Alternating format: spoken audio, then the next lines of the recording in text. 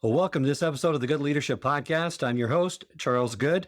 This is the second half of my conversation with Dr. Jason Patton, who is an organizational leader, consultant, author, and thought leader, and a workshop facilitator in the fields of global leadership and global diversity, equity, and inclusion. For the past 7 years, he was the director of the Robertson Center for Intercultural Leadership at UC Berkeley's International House. During this part of my conversation with Jason, we talk about how to manage power dynamics at work. He introduces us to the dive model to help individuals fully understand situations before acting. And we give some effective ways for leaders with more power to adapt to the norms and preferences of the less dominant groups and cultures within their teams and organizations. Enjoy. Welcome to the Good Leadership Podcast, where we engage with esteemed thought leaders and explore research-backed strategies and techniques that empower leaders at every level to achieve meaningful results that drive lasting change. Well, there's a tool that you have that I'd like to go into now, the dive model of perception management that helps you to slow down, because that's really what's needed. Slow down, pause, don't make any snap judgments, don't say anything you might regret until your more rational self regains control. So let's kind of talk about that. The first step, or the first letter in dive, it's another acronym. It's not a linear process, so we don't go through it in a certain structure, is to where we proceed from to describe, to interpret, to verify, and to evaluate. But the first is really to describe, just describe what's going on, the emotions that you're feeling, right? So because it's nonlinear, I'm going to kind of do it in a nonlinear way. That's perfect. So DIVE is a handy acronym, and that's why we use the term. And I didn't come up with it; it comes from the Peace Corps. This is actually a model that comes out of Peace Corps intercultural training.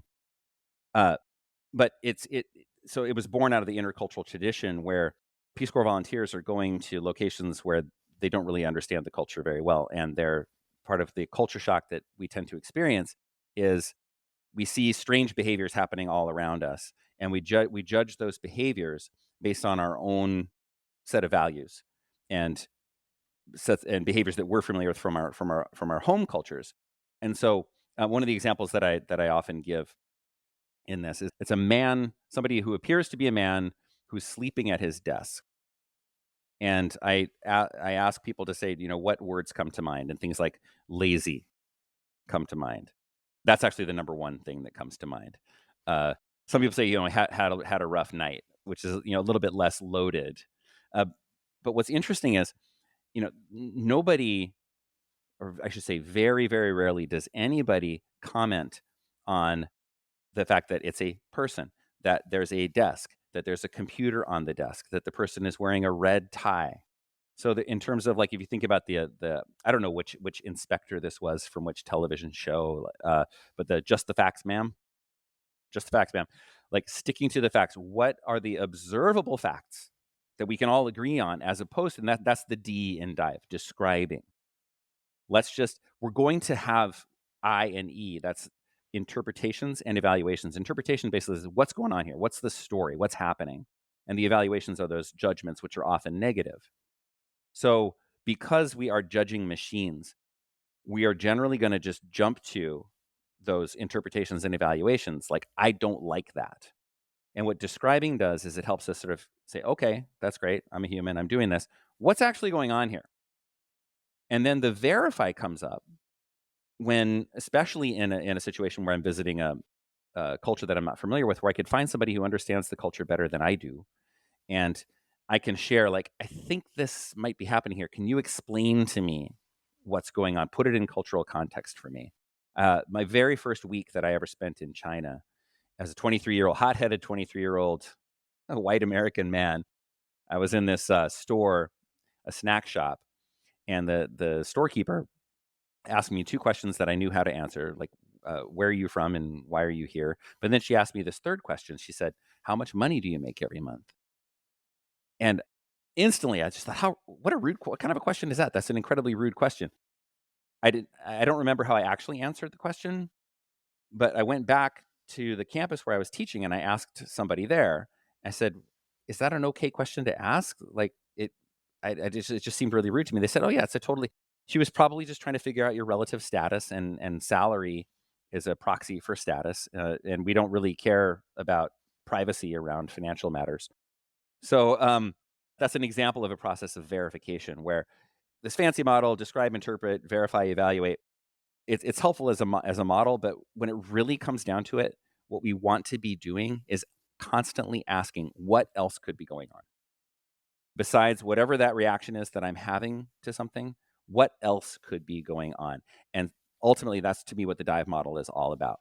And then how do we get to other possible interpretations and evaluations of what's actually happening? And verifying is a really good way to do that. Because in the end, we want our decisions and our actions to be inclusive and effective. And our stories that we make up about a situation, right? They shape our decisions and actions. So it's so critical to separate the fact from opinion from the interpretations and get verification on those so that we get a full understanding, a thorough understanding of any given situation. That's exactly it. And in the workplace, those decisions and actions can affect people's livelihoods and a whole bunch of other stuff too. But we really, really want to be sure that it's effective and inclusive. So we've talked about a lot of the power dynamics and gone into feedback. Want to kind of focus on now some of the inclusivity strategies, and you have some great strategies that you recommend for creating a more inclusive workforce, particularly in terms of communication and work style differences. So perhaps you can just give our listeners some insight in a few of those. Sure. One of my favorite stories about this, favorite, it's still painful for me to relive because I'm kind of the bad guy. But early on in my time at the Center for Intercultural Leadership at UC Berkeley, so I was the first director of this center, and I wanted to try a bunch of stuff. And I had two colleagues. So I'm going to give like the evaluations, the negative judgments that I had. They burst my bubble. They were wet blankets. They just weren't interested in trying new stuff. They were so timid. They said, Jason, before we go doing all this stuff, could we please just have a half-day retreat where we do some strategic planning? And my reaction was so negative to that. Well, as it turns out, one of the common dimensions of difference that we find in the workplace is what's called a risk orientation versus what's called a certainty orientation. And not long after this initial incident happened, we actually there's an instrument an assessment that we used that kind of uncovered this difference. And once we were able to name it, because I have all these negative ideas about them, they got all these negative ideas about me too. Like, he's reckless. He's going to lead us off a cliff. We don't even know where we want to go, and he's just like, go, go, go. What kind of leader is this? Right?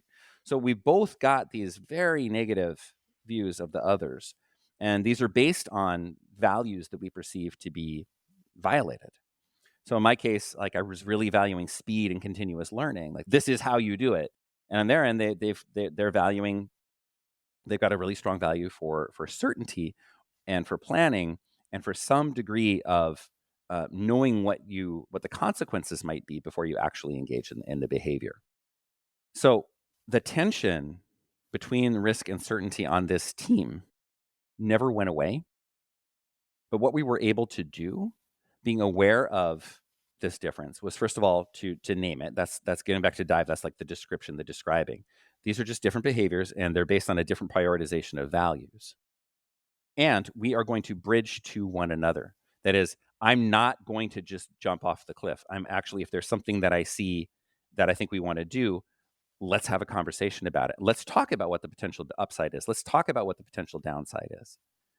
And then on their end, there was a willingness on their end to be like, we could maybe stretch ourselves a little bit further than we thought we could. Maybe try some things that we might not otherwise have tried. And because I was the leader of that team, I really took it upon myself to make sure that I continually did that bridging to their preferences as much as I could, because for all the reasons we were talking about in terms of power dynamics, because the norm would be just for the leader to plow right ahead and do things their way. So this whole risk certainty difference, that's one of a family of differences that are called cultural dimensions. There's conflict styles that differ. There's leadership styles and followership styles that differ. There's so many lenses that you can put on these differences. But from the standpoint of leading and what really matters, and as far as a skill to develop, not just for leaders, but also for teams and organizations, is learning to recognize and name the behaviors and the values that they're based on, and then employing various what we call bridging strategies for adapting what we do, changing what we do away from whatever that amygdala would have us do and having power run roughshod over everybody, and towards something where we're doing a lot more mutual bridging. And even a simple tip that I found to be effective is just to listen when they are sharing their experiences with us. Don't try not to have any unpleasant feelings. Don't speak. Don't lash out. Just keep listening and accept that their experience is real. Correct? Absolutely. And I would say, with one friendly amendment to what you said, which is the feelings are just kind of going to be there. I think it's to me, it's the art is more in naming the feelings and letting them pass and not acting on them. That's the hard part. That's the hard part. But the feelings are probably going to be there. And also, this is another piece of this, which ties in really, really closely with power, and especially with privilege as well, is that we get so caught up, as at least in the culture here in the United States, we're so concerned about being a quote unquote good person that we can't even get ourselves into a conversation about privilege because we're afraid that we're going to get called out and shamed for not being a good person. There's all of these feelings that are just ready to jump out. Defensiveness and shame being two of the biggies. It can be really helpful to recognize that everybody plays a role in systems and that everybody is a product of systems. So, how could I reasonably expect, as somebody who grew up in the United States with its deep history of racial division and oppression, I'm just picking race because it's eternally salient here in the United States, as it should be, in the sense that we need to learn more and more and more about it and talk about it a lot more than we have been able to. How could I not have burned into my brain negative racial biases? Of course, they're going to be there. It's not my fault that those biases are there. And we can interrupt it right there, because we often can't even get that far because we don't want to admit that we have racial bias, because suddenly that means that I am a racist. We make this huge leap from there's an unconscious part of my brain that has a bias to I am this particular kind of bad person. If we can just stop and recognize that we are products of systems, and it's not some character flaw that has created those biases, it's the systems that have created those biases. And that awareness of those biases is a gift and opens up a whole other world of different ways of doing, of acting, of behaving in the world that has a completely different kind of an impact than if we're not even willing to enter that conversation in the first place. Well, that's so critical to note that it's not our character, it's the system that we were a part of. So that people just don't feel like, well, you're just assassinating my character now, right? I can't do anything about that. Versus this is, the geographic location I grew up in, or the country, or whatever the case may be.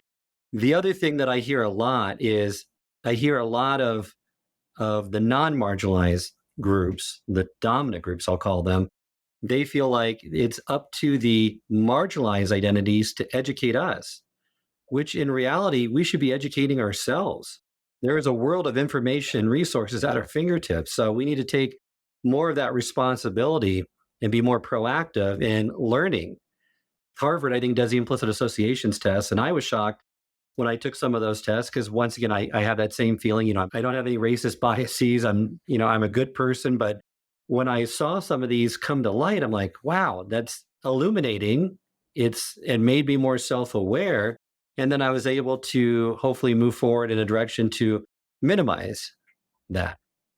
I really appreciate you sharing that, Charles, because, like, I think what you just did is you're modeling a different way of approaching this. You you were actually just really vulnerable right there in sharing the result of the implicit association test.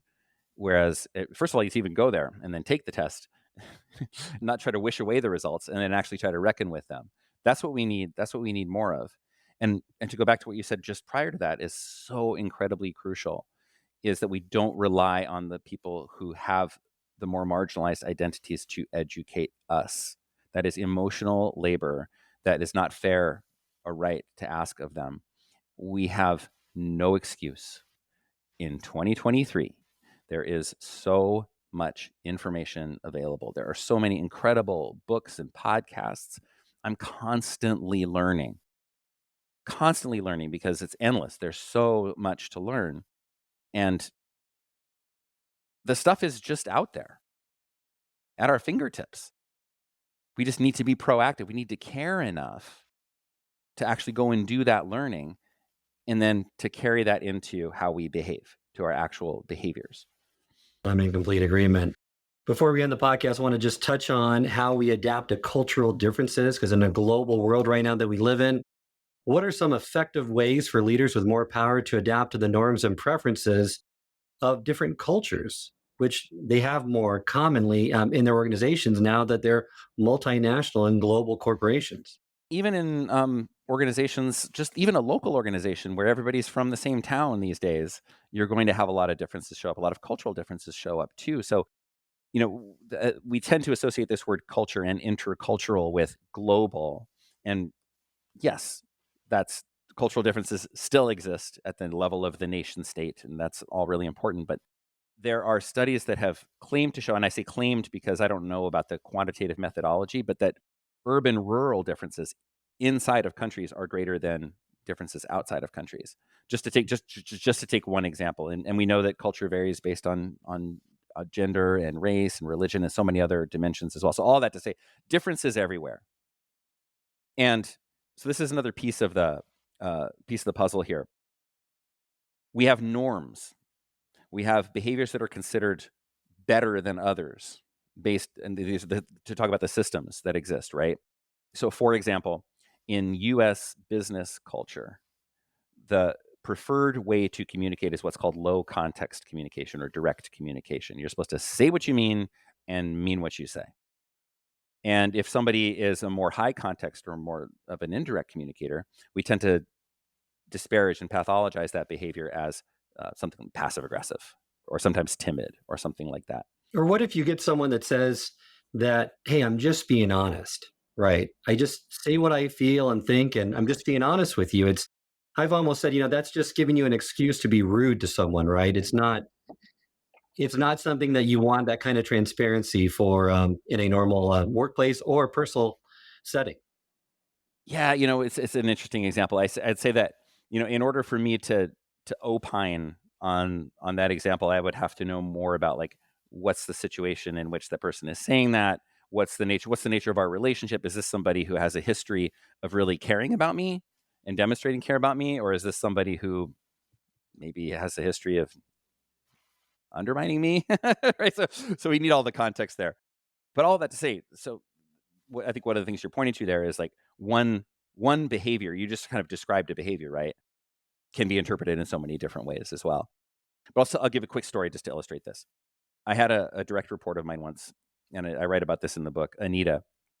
We had one-on-one meeting every week. She was like a dream employee. She was so good at her job. I didn't have to worry about her.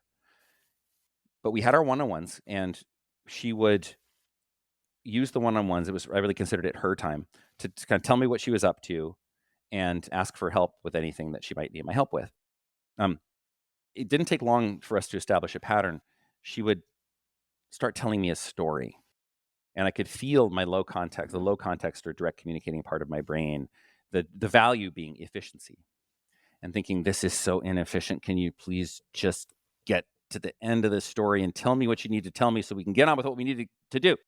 Well, one day she caught me looking at my watch, and there was this pause in the conversation. She says, "Do you need me to finish my story?" And I felt this kind of shame wash over me, and I was like, "Yeah, go ahead." But at that point, it was sort of the magic was gone, and we didn't talk about it then. But the next meeting, we actually debriefed it a little bit, and her take on it was, I just feel like if I don't tell you these stories, how do you know what I'm actually doing? And it was such a reasonable question for her to ask. I couldn't deny that there was value in the stories themselves. And so what I learned to do was not just kind of pro forma, fake it till I make it, let her finish her story and then get to what really counts. I actually learned to appreciate her stories as a window into her world, as a window into the work that she was doing, and actually helped me appreciate even more what she was doing. So that's an example. That is one success story of a leader, in this case me, who bridged to a colleague who had less power than me, and was able to create a space where she could be more of her authentic self. And anybody who reads the book will see that there's plenty of non-success stories in my own leadership as well. But that's one example, since you're asking what are some things that leaders can do. That's actually one example, I think, where it worked out pretty well. When you're so right with the fact that culture, I mean, I kind of made that very black and white definition that, we have one culture here in the US and other countries have different cultures, but there's so many different cultures between urban and rural, like you were saying, men and women. I mean, that's these cultural differences are everywhere, and we shouldn't put them in a box, but make sure that we're aware of those nuances in the cultures that people living on our same street, within our teams, in our community, in our environments, are coming at problems and the environment and reality from a different perspective with different values. Exactly. And one comment on the values as well, because this is also something that can tend to kind of get lost in the shuffle of all of this, is it can be really helpful. I found this, that it can be really helpful to identify the values that are driving behaviors that I find bothersome.